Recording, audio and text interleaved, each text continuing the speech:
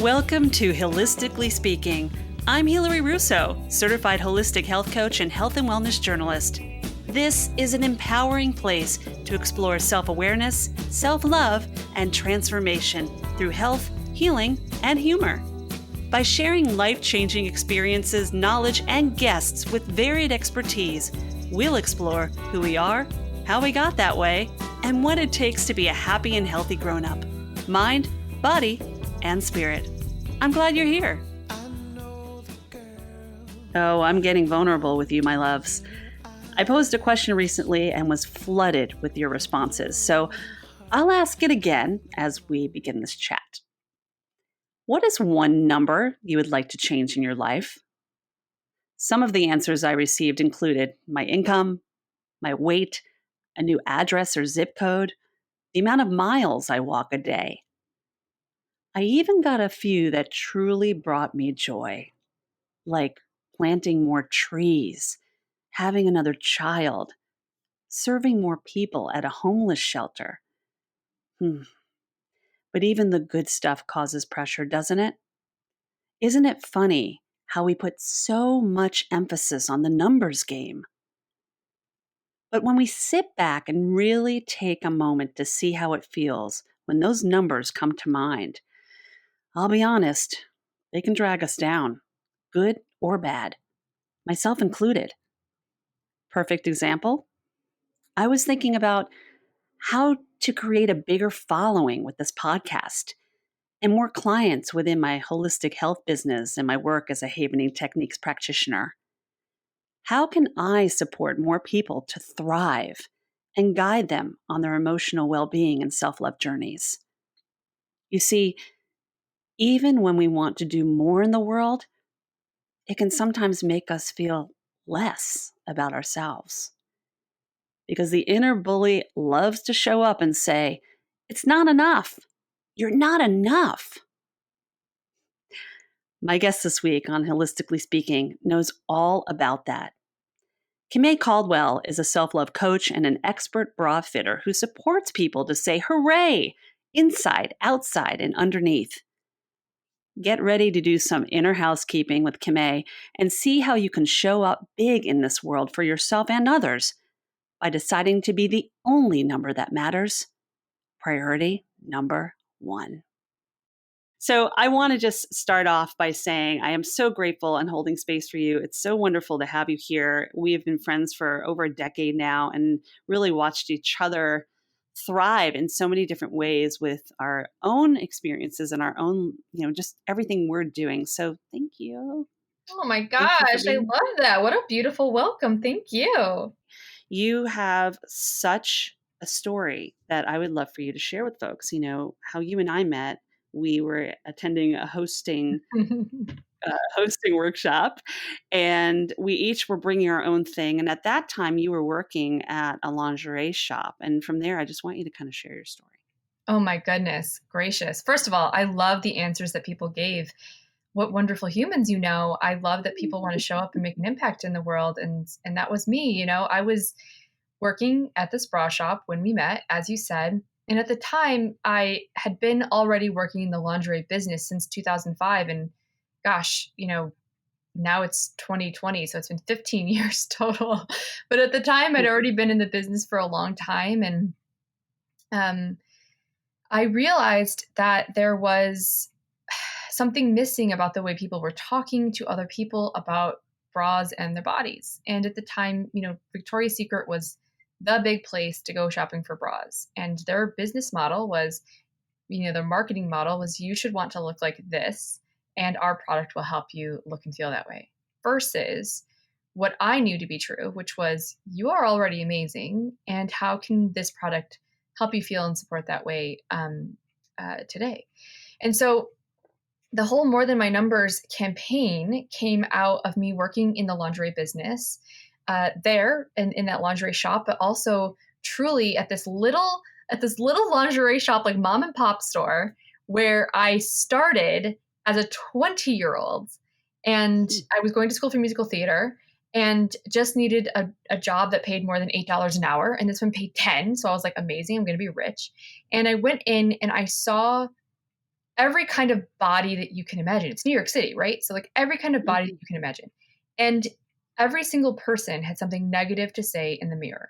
Like so many stories came up about their worth, their value, all this stuff that I did not even see in them. But they saw that and would either said it out loud or you could just see it written across their face every single time they looked in the mirror. So that I thought would change when I got recruited to work at Saks Fifth Avenue, which is like a higher end clientele. Remember, I was 20, I was very naive, didn't Mm. know, and yet everybody in there had something to say about their body in a negative way. And then I worked for La Perla, which is like $300 bras, like expensive, fancy, gorgeous, Italian bras. And every single person in there had something negative to say about their body.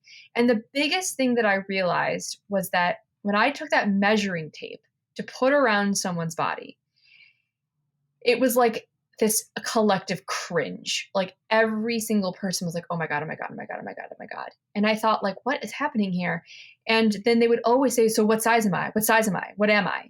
And I thought to myself, well, first of all, you're not a size. Like you can wear more than one size. It depends on, it's kind of like jeans, bras, right? It depends Mhm, on mhm, where you shop, who makes it, what country it's made in, so forth and so on.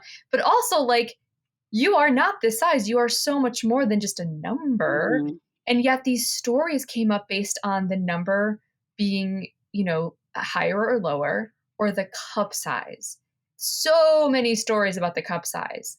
And in general, the cup size stories looked like this. If I'm an A cup, I'm inadequate. I'm too small. I'm mhm, not sexy. I'm not really womanly. I'm bookish. I'm boring. B or C cup, I'm average. I'm, not too sexy, not too oversexed, but I'm just sort of like front of the mill.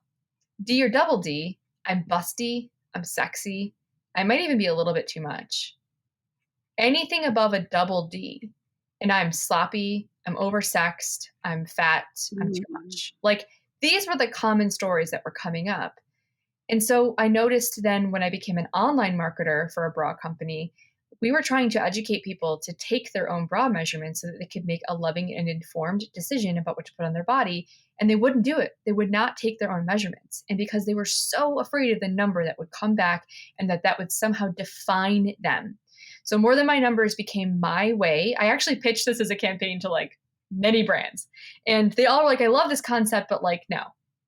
So I said, okay, I'm Mhm. just going to fund this myself, and ended up, you know, um, shooting all sorts of different stories of different people sharing their bra measurements, their bra size, because we don't even know, truthfully, what a 34G even looks like, which, by the way, B and C cup are not average. The number one and number two cup sizes that I fit and the thousands of people that I fit for bras are F and G all day long, all day long. Wow. Oh, yeah. And so people just didn't Mm. even know that size existed, what it looks like, that there are bras for them. So I wanted people to see, well, what does that look like? And so we had these people very bravely come out, take their measurements, share those numbers, share their bra size, and more importantly, share these other numbers next to them that with no context mean nothing about who they are. So they were Mhm. tackling things like their finances, the number of kids they had, their age, their weight, and all of these numbers that at one point maybe they put too much concern into and became either obsessed or avoided them Yeah. altogether.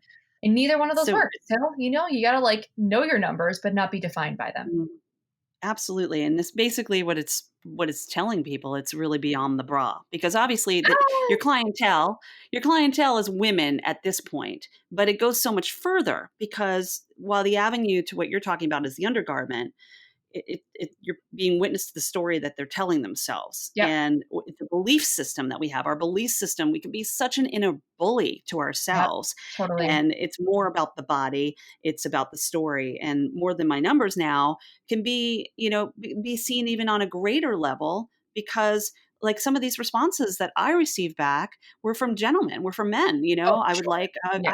I'd like a house in a quieter neighborhood, a different address. I'd like to make more money so I can take care of my family. I'd like to do more that can make a difference in a world. I mean, these are real people that shared with me when I asked the question. So it's I good love to that. see that people are seeing things on a grander level, and seeing more Yeah. than just the numbers that they are personally. you know? Absolutely. Yeah. Yeah. And again, Yeah. I started this because I saw that we were putting too much emphasis on numbers. But there is Mhm. absolutely a super cool way to use numbers to magnify what you're doing or to fuel what you're doing, right? But it was like this idea that somehow my bra size or my weight or my age or my number of partners I've had or the number of kids I did or did not have defined who I was. And I was like, no, no, no, no, no. Like you are a glorious, divinely created human being. And just Mm. because today you wear this bra size and maybe in 2 weeks you wear this bra size or whatever does not change the fact that you are worthy of love, valuable, and loved. That's it. Yeah, and creating a sense of confidence of using who you are and the story you have to tell and the amazing creature that you are on this planet and going forth and just creating the life that you want, you know? Thank you. We I we mean, I was the yeah. inner bully for sure. And I Oh, realized totally, what I a hear waste you. of time that was when I saw other people doing it and didn't even see the things that they were talking about. So I was like, oh. So I started my own self-love journey and I had a decision to make, right? We all have these decisions to make along the way, like what kind of an impact do we want to make? I could have just Mhm, kept fitting people into bras and helping them, find something that fits well and is comfortable. Great. End of story. That's amazing. But I knew there was an opportunity within that room in a very intimate space. I mean, super intimate space that I could help them lift any discomfort, confusion, and shame. Those were the three things that I mhm, found most prevalent in the bra fitting room that needed support. And the discomfort came from getting into a bra that fits well. The confusion came from educating them on how the heck bra sizing even works, because trust me, no one knows. mm, And then the third thing about shame had a lot to do with my worth, my value in the world, and what this bra size means about me, or what I look like in the mirror, or that they're saggy because I've nursed kids, or whatever. And just helping people through that process. And like you said, getting to the belief, right? I say if a mhm. feeling arises, getting to the belief underneath. And I happen to use bras as one tool, but that you're right, it goes way beyond the bra. Definitely beyond the bra, and numbers are not are info, they're not your definition. I remember Exactly. you shared that with me the other day, which I love that. But you mentioned that you have your own journey, which we all do. So how would you say there was one number that you were stuck on in your life, your belief? Sure, I mean, several. But I the hear number you, one girl. number that really, sparked this for me was weight. I was Yeah. definitely that person in my late teens, early 20s that defined my value in the world by what I looked like, and I Mhm. really tried to match my number to my girlfriend's numbers. And I remember, like, Mm. we would sit around smart, confident, competent women, young girls would sit around and compare our numbers to each other and tell each other what we weighed. And if my Mhm. number didn't match their number, I felt like I was inadequate. Now, mind you, I had like almost a foot of height on all these girls and just a different body, but I didn't take that into context, and I was literally just defining my beauty on that number.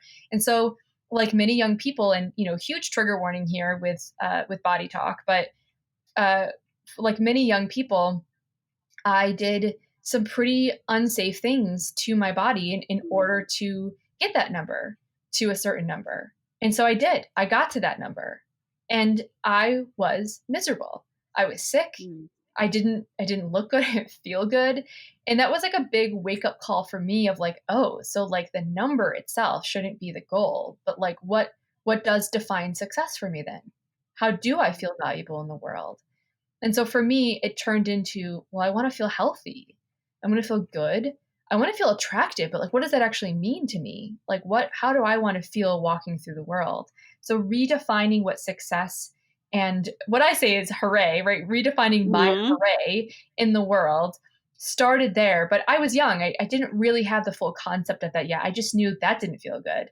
And so then, step by step, I started realizing, okay, well, what do I want? What does matter to me? How do I define success? How do I create my own hooray in the world? And so, yeah, it was weight for me, but then it very quickly switched to money and finances. And I felt like earning a certain amount made me a more valuable person in the world. And Mhm. if I didn't earn that amount or didn't make that amount or didn't save up that amount, that something was wrong with me or I wasn't good enough. And I had to really let go of that. I had some humbling experiences where I had to redefine my value based on who I was, not what I was earning. Mhm. which I think a lot of That's a big people, one. yeah, I Yeah, think a that's a lot of the people feel financial that. answer was a big one that came up, definitely. Yeah, yeah, Yeah. and I think especially some of the women that I have talked to, one of them in particular whose story is included in the More Than My Numbers project, she talks about how she was single for a long time and she was sort of waiting to make any financial investments or learn about finances or be, familiar with her numbers until she was married. And she's like, what am I waiting for? And as a single Mhm. person, she felt very inadequate that she didn't have this like dual income to like make stuff happen and, like buy a house and do whatever. And she was like, F this, like that's not Yeah. how I want to define my hooray, my success. So, and then another one for sure was age. I felt, that taking time box that lots of people feel, or, I Mhm. restarted my whole career by the time I was 29 and just feeling like, oh gosh, I'm 30, which now I'm 35. So looking back on that, I'm like, Mhm. that was nothing. But I definitely had this idea of my worth in the world based on my age or where I should be based on that age. And, I'm 35 and I don't have children now. So that the number of kids is a big number for me still. And letting go of the pressure to have a certain number about those things is an ongoing beautiful practice that I love to walk. I love to walk that practice. It is a beautiful practice, and every day we are witness and challenged by something new that could be defined, if we allow it to, by numbers, Mhm. and we have to just get clear and realize, we're not getting any younger. We're actually getting older. That's just Right. the way life works, but by embracing how we are getting older doesn't have to be a negative, Yeah. it could be seen as I'm becoming more wise and sage and taking care of my health better now where I look younger than I did then. So Yep. it could be that. It could be, yes, you can Yes. be on a weight loss journey, but you can be on one that is healthier and Yes. finding a healthy place in your life rather than I want to get so thin because I need to get in the wedding dress or Yep. I just want to look better to be able to date. Like there are ways we can look at the numbers in a positive way, you Absolutely. know? And that's the part of Yeah. using them as information, not as a definition. Mhm. Right? Like Yeah, on love that, one love side of that. the spectrum, one person was completely ignoring her numbers and she was like, I don't even want to Mhm, go there. But then as a result, she wasn't informed about what was going on within her body and she became unhealthy. So mhm, she was like, oh my gosh, this needs to change. And so and one person also, one of the stories, Kate, she shares this story about she has a lot of test results come back. She has a lot of autoimmune system disorders mhm, and she would always basically judge her overall health based on the test results and numbers that came back from her visit to the doctor. Now, listen, it's important for her to know those numbers, right? Like she can right. make some important decisions about her lifestyle, her food choices, her rest, her care based on those numbers. But she also realized that she was putting so much emphasis on them that if it came back as a non-desirable number, that she was like, well, that's it. I'm sick. And then I should just lay in bed all day and I'm the worst, like I wasn't taking care of myself enough or whatever. And so really using it as information, not a definition. Like you mentioned, I think blood pressure before, right? Like that's Mhm, a good mhm. number to Yeah, know and be informed about, but not necessarily let it decide who you are. Make a loving and right, and informed decision. It's good to know your bra numbers. It's good to yeah, know what size should I even be starting with. It's good to know that, but not let it all of a mhm. sudden consume who you are. And what do you do with the numbers when you have them, I love that you mentioned that certain things about health, physical health, you don't want to ignore those numbers. There's plenty of people that don't go to the doctor or avoid Yeah. having certain tests done because they're frightened of the results. But having those results gives you information that you can use to your benefit. And I mean, it's hard for me not to mention that as a health coach. You want to know so that we can help and guide you in a direction to help you live the most powerful and healthy life. Yes. So yeah, so using I love the using it as an information tool rather than a defining tool. And when we talked last time, when you mentioned that, I wrote that down because it's a reminder to self. Like I need to Yep. remind myself of that what is shared with me, information could be used for my advantage, Yeah. or I can go the other direction. I'd Yeah. much rather be empowered with the information, I mean, you maybe you know? get this because you have a podcast and a website and stuff, but one of the things that really tripped me up was like page views and Instagram followers. Like, right? Followers. Like I was like, am I popular? Do people love me? Like Yeah. is what I'm doing even working? And it was that third one that was important. I did want to know if all my efforts of sharing myself on my blog and Mhm. on my Instagram was reaching people, right? That is important. But like if I had stopped myself from actually continuing to do that work based on a low number because I was like, well, no one even cares. I wouldn't be where I am today. I wouldn't be able to then share that with in bigger spaces and create change Mhm. in the world. So it's just so important to like look at it and be like, okay, well, today I have 5 people read my blog. Amazing. Not the number I want, but definitely information for me to have so then I can decide make some decisions based on that that are good for everybody involved. I love that you bring that up. Yeah. I love that because we are so guided now in this digital age. We are so guided in this digital age by algorithms. Mhm. And it can really take a toll on our mental health. And I know I've been guilty of that as well because, you open up an email marketing campaign that you just sent out and you're like, oh, how many people clicked on it? How many people opened it? And Yeah. or how many people liked that post that I just spent hours working on. And I think that's a really valid point that you make, and it's a reminder to all out there listening on Holistically Speaking that if you are in that game too, of really trying to reach more people, the theory I love using, and I use this a lot with clients, is be the starfish. It goes back to that old story about the person on the beach who's throwing back the Yes. starfish into the ocean, and kid comes along and is like, why are you doing that? Well, making a difference to just that one, to Yep. paraphrase the story. But there's so many stories like that out there, like the Buddha story of carrying the woman across the water, and you're Mm. making a difference to one. And if you reach one, you're changing the entire ecosystem anyway, because that is going to trickle down to something else. So Mhm. go out there with that theory, that mindset that just make the difference and just be. And that's where you'll see a change. Amen. Yes. Yeah. Yeah. Absolutely. So love that. So let's move into another area that does have a number that is information for you Okay. but doesn't define you. But I know it's something that has been was a growing experience for you. And that was your move. Oh, You yeah. In the last year, you recently made a move. Boohoo, because I don't get to see you physically anymore because we had our monthly Wild Women's Circles. So I yeah. loved seeing you in person. We could chat about that too. But you made this move from New York to Oklahoma. Yep. Okay. Okay. All right. Okay. Yes. In Oklahoma now. First of all, I miss you too. I miss New York dearly. I know everybody's like, well, you're not really missing anything because at the time of recording this, it's COVID and Right. things are shut down. So thankful that I moved to what I'm going to lovingly call the middle of nowhere during the time of Zoom, the internet, because I still feel really connected. It was a really lonely journey here, but I definitely feel Mhm. connected now. So yeah, I mean, what can I tell you about this move, girl? I'm going to try to keep this short, but Yeah. this is a long story. And if anyone wants to know more about this, I'm writing about it because I think lots of people make moves. Like we move across the country, people move to new neighborhoods, they move to new, houses, whatever. And it's such a transformative experience.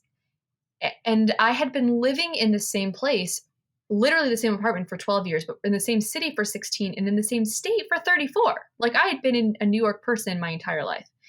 And so Mhm. this is how this happened. Everyone's like, why did you move to rural Oklahoma from New York City? I loved New York City. I never wanted to leave. I'm a New Yorker for life. And yet, I was at one of my favorite things that I ever go to, which is the Wild Woman Fest. And it's a very cool, on top of a quartz mountain, women in their power, divinely connected, like super amazing experience. I was my sixth one. I love them. And in that particular fest, I had just shared with a bunch of women how my husband and I are so independent. For example, we sometimes shop like for groceries separately. We just like take care of ourselves. And I go to Paris without him, like date myself, and how important it is to maintain independence within a loving relationship. We've been together for 14 years now. And one of the Mhm. girls was like, "Oh my gosh, that is the coolest thing ever. I want to do that, with my partner." And I said, "Well, that's cool, but I should also add that like we are really independent, and yet the next step for us is actually collaboration, because we're sometimes so independent that the challenging thing to do is to work together on something." So I said, "You know what? I'm going to Mhm. call it in right now. I'm calling in collaboration with my husband." Little did I know that night, while I was at Fest, my husband had just celebrated his 40th birthday the day before. So, like, page turn in his life with some of his best friends that he's known since he was, 5 years old. And Mhm. he got a phone call from his agent mentor who said, "Hey, I know he's taking steps into sports broadcasting at this late stage in life." And his mentor said, "Hey, listen, I have this opportunity. Before I put your hat in the ring, I need to know if you're in. But it is," and I swear this is how he billed this. He goes, "It's low pay, long hours, middle of nowhere, difficult boss." And then goes, Sign me up. "Yeah, right." And then he was like, "I think you should take it." So I get a call from my husband at Fest where he knows not to disturb me. And I'm like, "What? Who died? What's going on?" So I call him back and I'm like, "What?" And he gets right into it. He's like, "Okay, I'm going to tell you." And he tells me this exact thing that I just told you. And I was like, "What?" And he was like, I was like, "Well, where is it?" And he said, "Oklahoma." And I said, "Where in Oklahoma?" And I'm thinking Tulsa, Oklahoma City, which again, mythic places to me I've never been to, but I know they exist. And he says, "Woodward." And I'm like, "Where?" And so I swear, Hilary, I was a little salty about this because I was like, "Man." And he goes, "Well, I don't know if we should do this or that." I go, "Hold on a second. Are you a yes? Is this like something you absolutely want to do?" And he's like, "I don't know. I think it's the next step or whatever." And I go, "Listen, babe, if you are a maybe, I am a no. But if you are a yes, I could be a maybe." And I was like, "You need to go away tonight and like pray about this, think about this, do whatever you need to do to get clear. And I will do the same. And then we'll come back." I was like going back from the retreat the next day. I was like, "We'll come back tomorrow and talk about this." And he said, "Okay." So I went away that night. I did not pray. I Googled the town, which was a huge mistake because it is truly in the middle of nowhere. Like the picture that comes up now that I've said this name, this poor town is going to be like, "Why are you saying this?" I've said this also to them. They know. But I Googled the town and found like a black and white picture. And then the first like news thing that comes up is a tornado that killed just about everybody, like, recently. And I was like, "Oh my gosh, like, what are we doing?" So I was like, "I'm a no." But I knew that wasn't the way I wanted to make a decision. I knew it. Mm. So I woke up in the morning, I was taking a shower, and I prayed. And my prayers are very much like a conversation with God. I'm a Mhm. wild woman, so I use a lot of intuitive things and whatever, but I still am a Christian girl. So I was just praying in the shower. And I said, "Okay, God, do you want us to move to Oklahoma for my husband's job?" And the answer I got back was a question. And it was, "Okay, well, what if I wanted you to move there?" And I said, "No, no, no. Clearly this is for his job. Like, not what am I going to do there? Like, no, no, no." And again, the question came back as my answer with, "Okay, but what if I needed you there? I've sent you to places like New York and Paris and LA and Toronto and these places that really match with your identity of who you are. But what if I needed you someplace brand new?" And I just felt this Mm. conviction, like I still feel goosebumps talking about this. Like in that shower, I was just like, "Oh my gosh." And I knew, Hillary, I knew in that moment we were moving to Oklahoma. I knew it. And I drove up the hill to the festival. And these are women that are like my family. And Mhm. the very first person I ran into was like my mama on the mountain. Chris Stroman was like making coffee. And then she looked at me and she said, "What's wrong?" And I looked right at her and I said, "Chris, I think I'm moving to Oklahoma." And she took a deep breath, looked me right in the eye, and went, "Okay, what do we need to do?" I mean, these Mm. women just gathered around me, knew that this was a divine calling and that we were meant to do this move. And I mean, I Mhm. think I knew that this was going to be a what I call a growth opportunity, which is a challenge. And I think I knew that I was meant to connect with people here.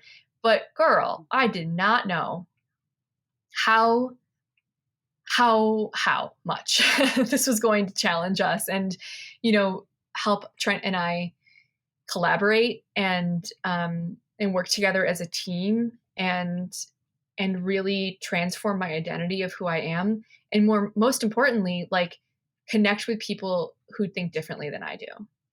I mean, we are in a really divided world right now. And in New Yeah. York, I had a bubble of people around me who thought a lot like me and sometimes would challenge me here or help me think differently here. But in general, we all pretty much thought the same. And that is not the case here. And it was such a Mhm. cool opportunity. It still is such a cool opportunity to get to know people who think differently than me, that are not just the person yelling with a meme on Facebook. They're my neighbor. Like they really believe and think some of these things. And just to Mhm. like get to know, I mean, I really feel like I'm in a foreign exchange student program or like studying abroad.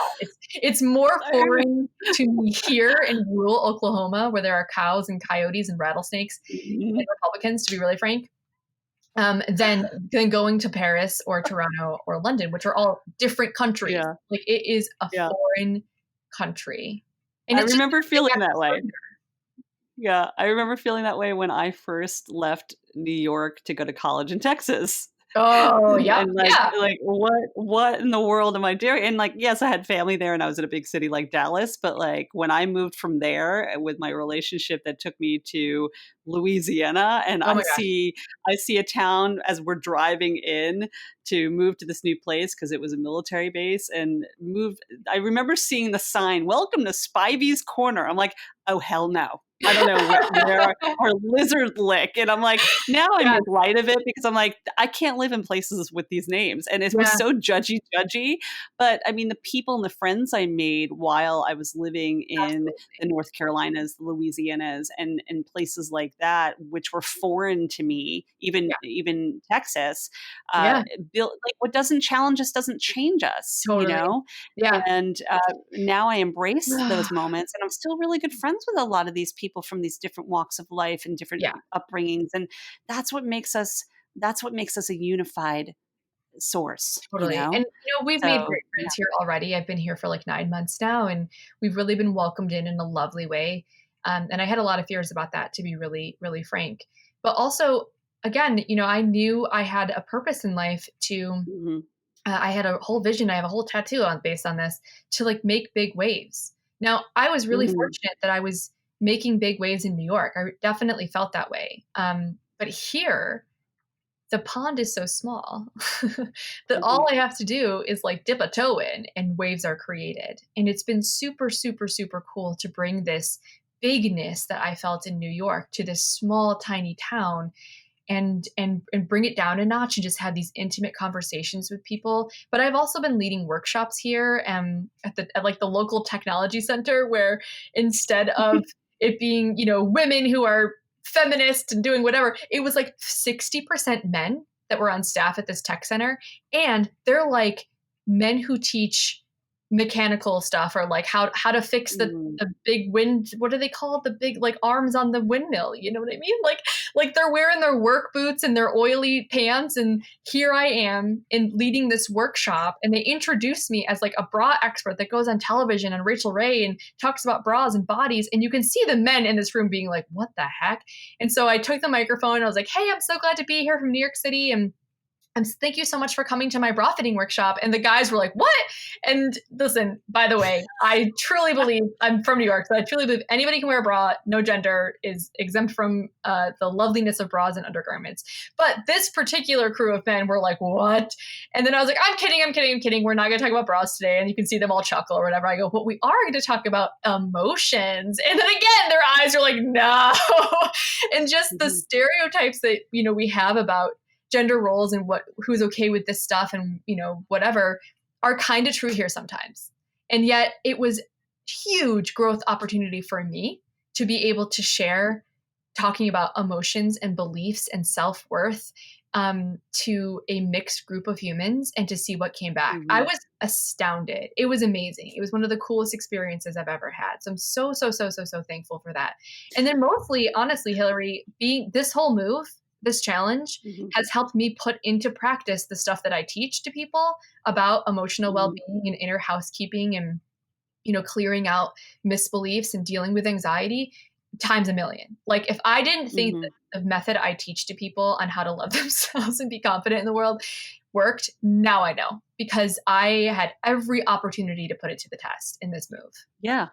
We learn from our own experiences. I mean, I think about even the work I do. I've always been fascinated by mental health and emotional health and, thought, "Oh, if I'm not in broadcasting or work in media, then I would love to be a therapist or a lawyer."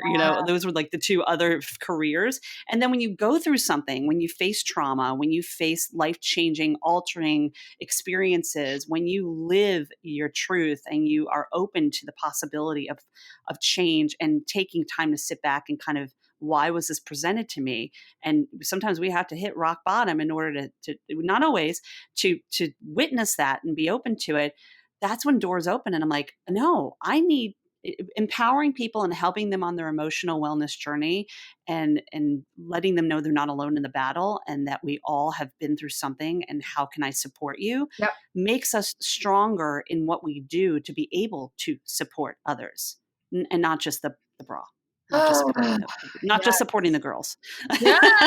All Yes. right. So from there, here you are, you're in Oklahoma, and you've been working so hard creating this amazing program, the Hooray Clubhouse. And I love the whole methodology behind this. And I would love to hear you share more with listeners about the the clubhouse and what this means for you as you're going forward.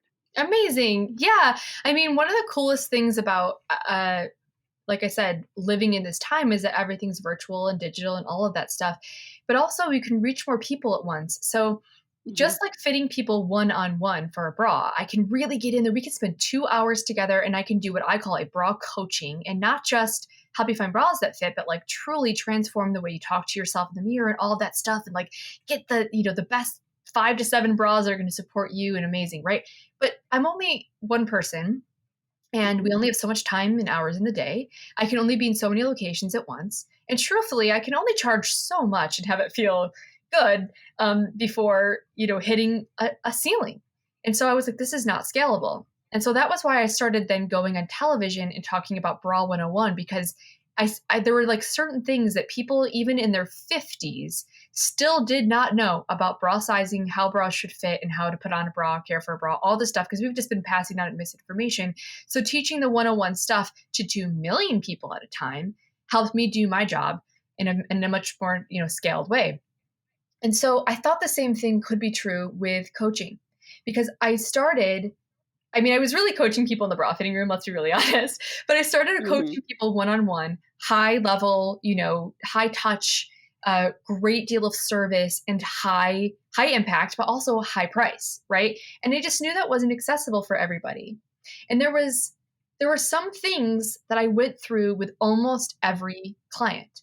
And we used this one metaphor of the house again and again and again. It kept coming back to that. So I thought, what if I could turn this into a method? And so I created the Hooray House method that pretty much anybody can walk themselves through the basics and set up the foundation for who they are, and really create the solid ground that their house is on, which we describe as like your values, your why in the world, and why you do anything, which then you build your house and your life on top of. And the foundation is like the core beliefs of who you are and where you put your trust and like your energy in the world into like faith, right? Like that's where that is. And then the different rooms within your house are different areas of your life. And we do this restoration process, this restoring back to who you really are, and letting go of misbeliefs, misunderstandings, judgments, and doing clearing out, cleaning out, sometimes of deep renovation, um, to get back to the truth. So in the Hooray House method, my favorite thing that we do is called ERC, and it is eliminate, redecorate, and celebrate. And you eliminate, like just Mm. like you would if you were sorting through a closet, right, of like stuff in your home. We're sorting through a closet of misbeliefs and judgments and feelings that maybe you've put in there and built up and just don't want to deal with. Because dealing with feelings and beliefs is scary for some people, and it's hard and it's inconvenient and it takes time. And so we've just put them into that closet, and now the closet is so stuffed that if I were to go in there and open it up one more time, all these feelings are going to come piling down on top of me. And so we give you Mhm. the tools and the practices and the support, the peer community support, to go in there and lovingly clean it out. And not just for that big one, but for then the regular daily housekeeping for like the dust that comes up, the like stuff that's just being a human that like comes up on a Mhm, regular mhm, basis. So the work that we do in there is one part this course, which teaches you how to do that. One part membership with new monthly content based on a different theme so that we as a community can go through this together. We've done things like self-sabotage and anxiety, courage, hope, rest, beauty, routines and rituals, like all sorts of stuff. And then one part community so that you're not in this alone. I like to say DIY is not DIA. So do it alone. I'm sorry, do it yourself. Doesn't have to be do it do it yourself. alone. Mm, So yeah, mhm, so the Hooray Clubhouse is those three things: the Hooray House method, the monthly membership, the community, and really giving people the tools to do that inner housekeeping on a regular basis. Um, it's not meant to replace deeper work. You know, there might be mhm, renovations you need to do within your home that require the help of a contractor or professional. And so working with a therapist or a counselor or a mhm. religious leader or whatever can totally be part of your practice. But it's like after you go on the retreat or after you work with the counselor, or after you read the self-help book that really changed your life, how do you then implement that self-care and taking care of your beliefs on a regular basis? How do you do the Mhm. regular stuff? That's what we're there for. Yeah, because we really need to be our own inner coach as well, Yeah. over g get past the inner bully and become the inner coach, Yep. And with the really help like and the guidance of other people. yes, and it's, I like to use this phrase a lot. I say what we really are teaching in there is how to show up for yourself so that you can show up for Mhm. others and just like make an Yeah. impact in the world. Because I really feel, and this is the same thing I felt about bras and bra fitting, right? Like it's a kind of a private thing. Like you can just ignore it. Like if it's underneath your clothes and you like don't even show this to a partner, like who cares? But like that little bit of showing up for yourself, of taking care of this sacred part of your body where your heart is, by the way, that Mhm. little bit of time and energy and attention and support in that area of the body, I saw transform people's lives. And Mhm. so they were showing up for themselves, supporting themselves, adorning themselves, deciding how they wanted to feel underneath their clothes, even if no one else saw it. That changed how they showed up in the world. That changed their interaction with their boss, their interaction with their husband, their interaction with their kids, their interaction with their clients, right? Like that showing up for yourself really creates change in how you show up out in the world. And oh my goodness, Hilary, we need people showing up in the world, Oh, yes, feeling we do. full, Yes. feeling Yes. fulfilled, feeling loved, so that Mhm. they can bring their full selves out into the world. The more we put out there, the more comes back. I mean, it is just there's an abundance of love, so we don't want to make that small. Let's make it bigger. Let's make it grander. Let's share and support each other. And on that note, as far as sharing and collaborating, I love that I'm able to be an affiliate and a partner with you on this. Yay, And you're hooray! offering this. I know, hooray! You're offering this free class on confidence, which Yep. is like you just mentioned, showing up for yourself to create confidence in the world. And it's four mistakes that a lot of people make, and I totally gravitate to this. So I'm going Yeah. to share the link. I'll share the link in my podcast on my podcast page if people want to look into it. I mean, y'all, it's free, right? I'm saying Yeah. y'all because Oklahoma, right? Yeah. Thank But I say it all the time because you. Texas. But it is an opportunity for you to really get to know Kimmay a little better. And let me tell you, you want to know her. I love Oh, her thank you. dearly. And me being a part of it, I'm so grateful to be able to collaborate with you on this and share you on a bigger level. So, the free class for confidence, showing up for yourself in the world, how could you not want to? And I'll share that a little later. But on that note, what I would really love to do as we wrap things up, well, first I want to ask you a question that I've never asked you before we go into rapid fire. Oh, I'm excited. Okay. This is the question I've never asked you. Where, and this is just a quick answer, where did hooray come from? What made you find Oh my hooray Connect? goodness.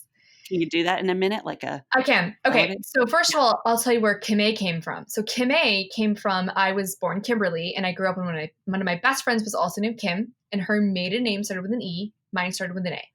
So she became Kim E. I became Kim A.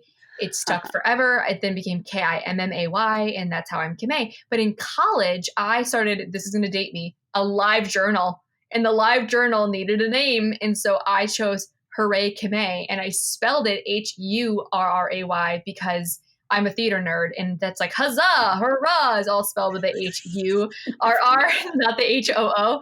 And so I named it that because at the time blogs were all about like celebrity gossip or something, whatever. And I was like, no, I want to talk about positive things in the world. I mean, I was always that positive, optimistic kid, even though I deal with things like anxiety. And so, yeah, it just rhymed. I thought it was funny. I did not know it was going to become my brand name or the phrase that I say on a regular basis. And here we are today. Hooray. Hooray. Hooray on that note. All right. So I love that. I love that you share the story. I never knew that. Isn't it funny that you can know people for years and there's always a little something you're going to learn a little more, Yeah. That's part of it. There's always another chapter to learn. So thanks for sharing that with me and with Holistically Speaking listeners. So on that note, I would love to do a rapid fire with you real quick before we close things out. You look at you. You're ready. You're like, come on, let's do it, girl. Let's do it. All right, here we go. Bras. Wait, I have to have a one word answer to bras? Yeah, no, I don't need a whole dissertation. Yeah, I need it to be like word association. That's what we're doing. Support. Okay, so let me start over. Okay, I'll do it again. Okay. All right, one word answers to the rapid fire. Here we go. Bras. Support. Numbers. More than. Confidence. Me. Wild women. I know that's 2 words. Sacred. Ooh, I love it. Home. Oh, gracious. Heart. Hooray! My phrase. Okay, I'll give you that one. Actually, you know what I'll say for that one? I'll say fulfillment. You got me there. I love it. So on that note, I want to thank you for joining me and being a part of Holistically Speaking. If you were to share with people, and you've shared a lot, if you had a moment just to share how to show up in the world, what would that be? What advice would you give to people? So my favorite catchphrase in the whole world that I have in my office all the time is show up and be nice. And by show up, I mean 2 things. I mean, show up, like say yes. Be adventurous. Like if you're going to do something, do it. Like fully be in, like fully show up. But also, I mean, show up for yourself, as in like be kind to yourself, take care of yourself, fuel and fulfill and nourish yourself so that you can go out there in the world and show up and show up fully. And then by be nice, I mean, be nice to others and be nice to yourself. You and I know we both work a lot in press, and relationships are what help us, connect and grow and do all sorts of things in the world. And so I've gotten so many more opportunities in the world simply because I'm a nice person, but also because I'm nice to myself. I don't beat myself up over things anymore. I let go of misbeliefs and judgments that were no longer serving me. And that kindness to myself has gotten me way further in the world than anything else. So that's my example. Show up and be nice. I think that's beautiful. And that is why I gravitate to you. Hooray. Thanks for just everything that you are and who you show up for yourself and others. Thank you for having me. I love and adore you. I miss you so much. I'm so glad that you're doing this podcast, and I'm so honored to be a part of it. If you want to learn more about Kimmay, More Than My Numbers, the Hooray Clubhouse, and of course, attend her free confidence class, visit my podcast page and click the link to connect. You can also connect with me personally if you're ready to be kind to your mind and turn your own traumas into triumph and thrive with havening techniques. I'd love to support you on that journey. Holistically Speaking is produced by Alan Seals with music by Lipbone Redding. If you have a great topic you'd like to share, just let me know. Drop me a line on my website or on Instagram, Twitter, and Facebook at Hilary Russo. And consider joining my Thrive Hive to get all the buzz on what it takes to live mindfully. Connection is everything, and it's why I'm here. So thank you for sharing you. Until next time, be safe, be well, and don't forget to laugh.